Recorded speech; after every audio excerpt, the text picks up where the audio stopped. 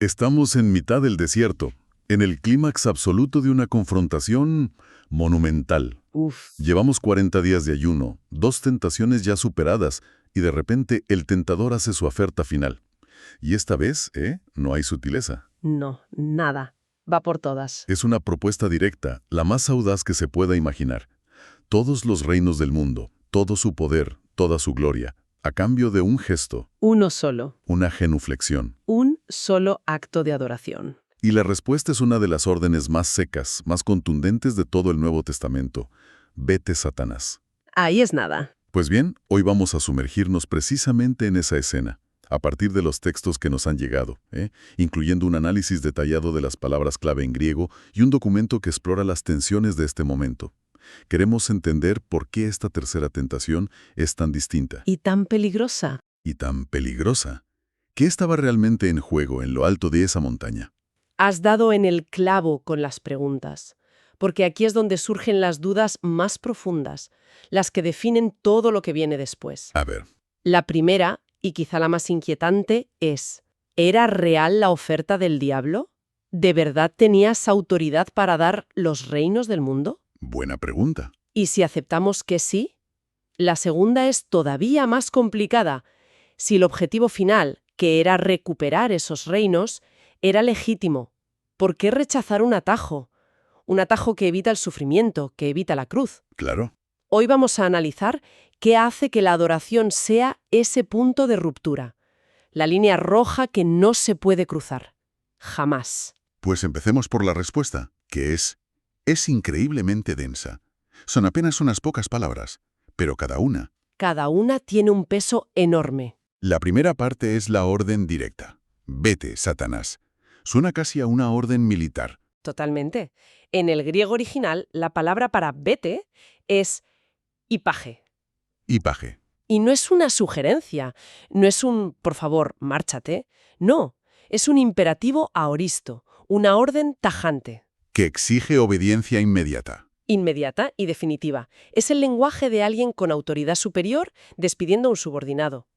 Y luego, por primera vez, lo llama por su nombre funcional: Satana. Que no es un nombre propio como Juan o Pedro, ¿verdad? Es más bien un título, una función. Exacto. Satanás significa el adversario, el acusador. Al usar esa palabra, Jesús no solo le da una orden, lo define. Le está diciendo, sé quién eres. Sé quién eres y cuál es tu función. Eres el oponiente. Y en ese momento se acaba cualquier disfraz de consejero o de intérprete de las escrituras que pudiera tener. Cae la máscara. Primero la orden de expulsión, basada en su propia autoridad. Pero justo después hace algo distinto. Justifica la orden con una autoridad externa. Dice, porque escrito está. Y esa frase, porque escrito está, es fascinante. En griego es hegraptaigar. Gengraptai. El verbo está en un tiempo perfecto, que implica una acción del pasado cuyo resultado permanece en el presente. La traducción más literal sería algo como ha sido escrito y permanece escrito. ¿No es algo que se escribió y ya? No, es una realidad permanente, inmutable. Está anclando su autoridad personal en la autoridad revelada de la Escritura. Y para eso cita Deuteronomio. Y esa cita de Deuteronomio 6:13 es el corazón de todo. Al Señor tu Dios adorarás y a Él solo servirás. A primera vista, adorar y servir parecen casi sinónimos. Parecen, sí. Pero uno de los documentos que manejamos hace una distinción que me pareció, brutal. Pues fíjate que no tienen casi nada que ver en el original. Son dos dimensiones completamente distintas de la lealtad. Adorarás es la palabra proskineseis. Suena muy físico. Es que es una palabra muy física, muy visceral. Viene de la idea de besar hacia o moverse hacia para besar. La imagen es la de alguien que se postra completamente, rostro en tierra, y besa el suelo o los pies del soberano. O sea que no es solo arrodillarse como un gesto de respeto, es una rendición total, un reconocimiento de que no hay nada ni nadie por encima. Exacto. Es la postura interna de sumisión absoluta. Es la actitud del corazón. Vale, eso es adorar. Precisamente. En cambio, servirás es latreuseis. Y esta palabra no se usaba para el servicio de un esclavo, que sería duleu. Latreuseis se refería a un servicio voluntario y de culto. Como el de los sacerdotes. Justo, el tipo de servicio que realizaban los sacerdotes en el templo. Es la acción externa que se deriva de esa adoración interna. La obediencia práctica. La forma en que vives tu vida. Entiendo. Entonces, el mandato es completo. Exige la actitud interna de sumisión total, proskrimesis, Ujú. y la acción externa de obediencia continua, latreusse. Y por si quedaba alguna duda, Añade una palabra clave. la palabra clave. Mono. Solo, únicamente. La exclusividad es total. No se puede compartir. Ni un poco. No puedes tener el corazón postrado ante Dios y luego dedicar tus acciones, tu servicio, a otro poder. La lealtad es absoluta. En ambas dimensiones. Vale. Todo esto nos lleva a la pregunta del millón, la que has planteado al principio.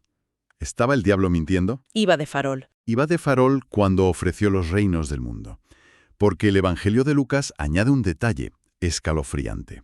El diablo no solo los ofrece, sino que afirma: a mí me ha sido entregada esta autoridad, y a quien quiero la doy. Y lo más llamativo es que Jesús no le dice, eso es mentira. No lo desmiente. Y esa ausencia de refutación ha generado un debate. Inmenso. Los documentos que hemos analizado presentan básicamente dos posturas principales. ¿Cuáles son? La primera es que el diablo tiene una autoridad que es usurpada, pero operacionalmente real. No es el propietario legítimo, el dueño de iure, pero sí tiene el control de facto. Como un ocupa que controla un edificio pero no tiene las escrituras. Es una buena analogía, sí. O piensa en el jefe de una banda que controla un barrio. No es el alcalde, no tiene legitimidad legal, pero en esa calle su poder es el que opera. Y esto se conectaría con la caída de Adán. Exacto, con esa cesión de dominio.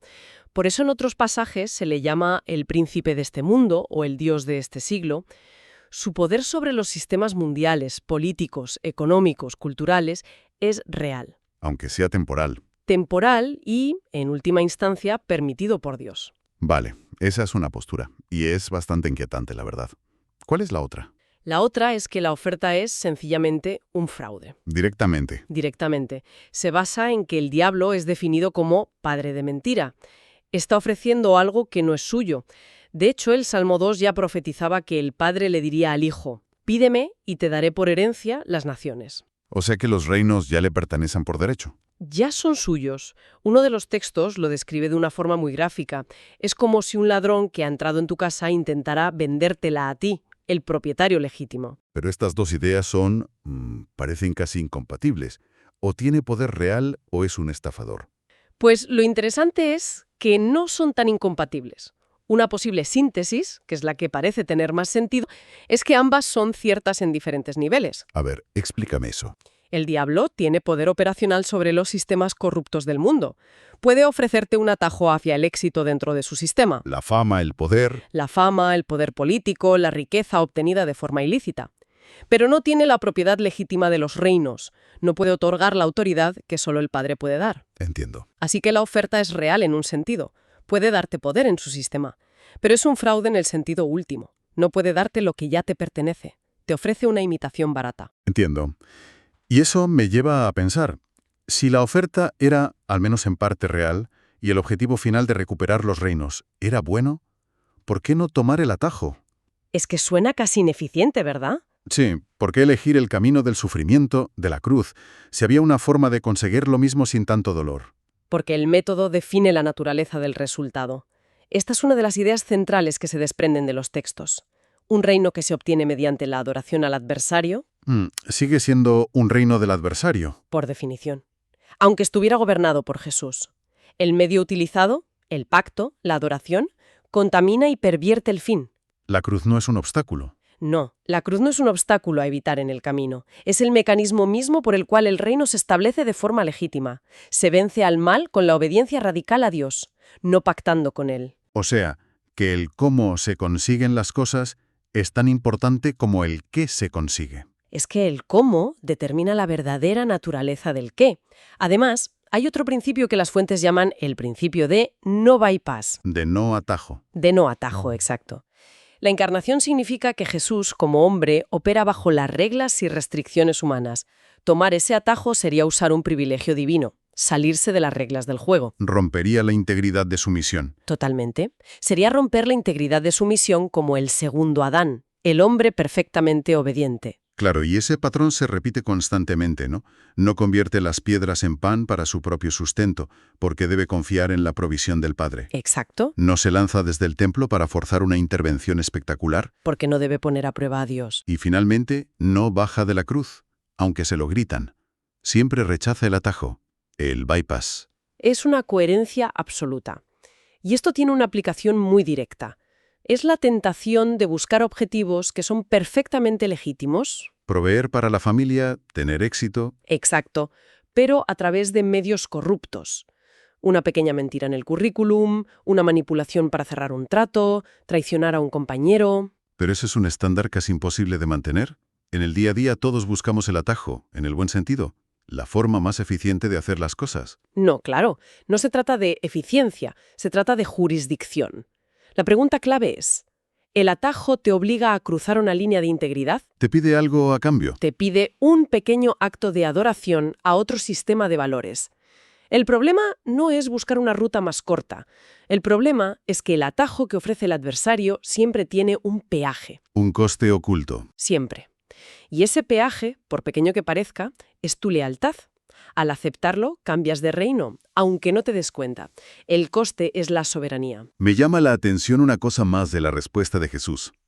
Hay un cambio de táctica muy claro. En las dos primeras tentaciones, él, entra en el debate, por así decirlo. Responde con las escrituras, contraargumenta. Pero aquí no. Aquí es tajante. Aquí lo primero que hace es echarlo. Vete. Y luego ya, si acaso, le cita el pasaje. ¿A qué se debe ese cambio tan drástico? Es una observación excelente. Y los análisis proponen varias hipótesis que en realidad se complementan. La primera es que sencillamente se ha cruzado una línea roja. La línea de la blasfemia. Innegociable. La línea de la blasfemia. ¿En qué sentido? Las dos primeras tentaciones serán más sutiles, ¿sabes? Se disfrazaban de sugerencias lógicas o de pruebas de identidad. Si eres hijo de Dios, haz esto. Pero pedir adoración ya no es sutil. Es una blasfemia directa. Directa y explícita. Es exigir para uno mismo lo que solo, única y exclusivamente pertenece a Dios.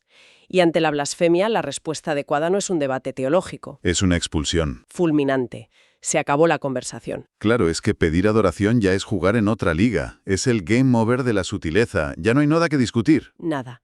La segunda hipótesis, muy ligada a esta, es la de la revelación total del adversario. Lo que decíamos antes de la máscara. Justo. En las primeras tentaciones se disfraza de consejero, incluso utiliza las escrituras de forma retorcida.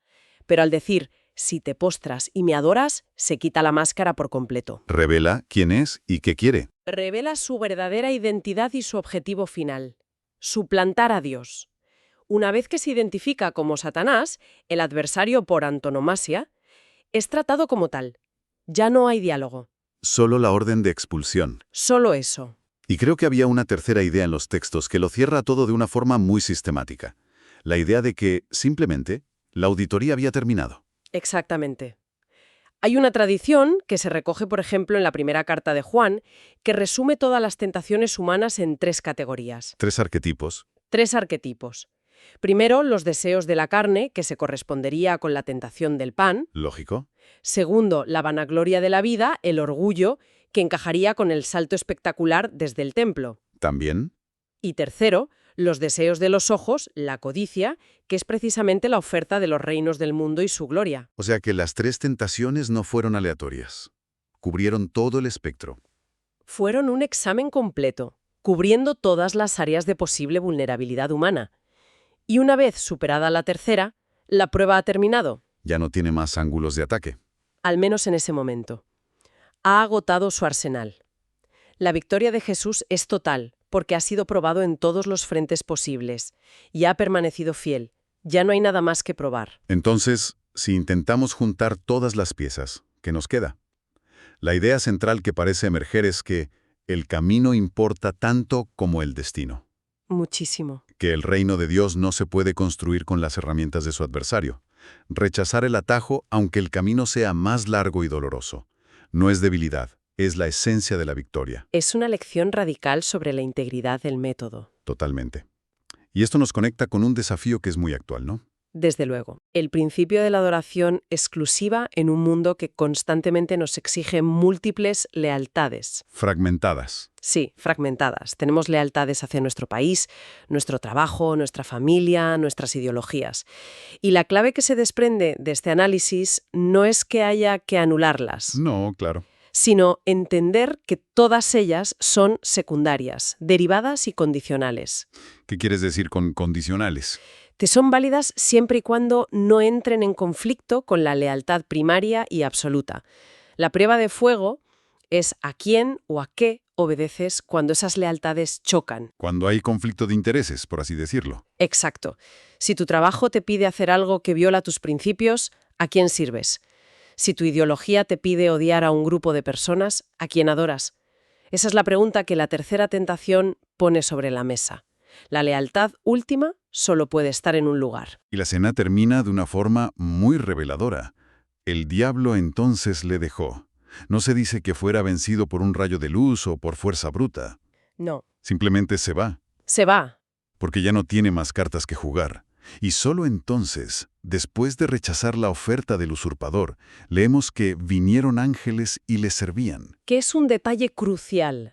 La provisión auténtica, el sustento que viene del Padre, llega. Pero llega después. Llega en el tiempo y la forma de Dios, no a través del pacto fáustico con el diablo. Primero viene la prueba de lealtad y después el servicio de los ángeles. No al revés. Todo este análisis, que parte de un relato de hace 2000 años, nos deja con una pregunta final, que es casi incómoda por lo personal que es. Porque esto no es solo una historia antigua. No, es un patrón. Es un patrón que se repite. Efectivamente. La pregunta que queda en el aire para cada persona es: ¿qué atajos se nos ofrecen a diario para alcanzar nuestros objetivos más legítimos? En la carrera, en las relaciones. En nuestras ambiciones. Y, sobre todo, ¿cuál es ese pequeño acto de adoración, ese compromiso de integridad que se nos pide que dobleguemos, esa pequeña traición a nuestros principios más profundos que se nos exige a cambio de ese atajo? Identificar esa oferta. Identificar esa oferta es probablemente el primer paso para poder decir con la misma autoridad: vete de aquí.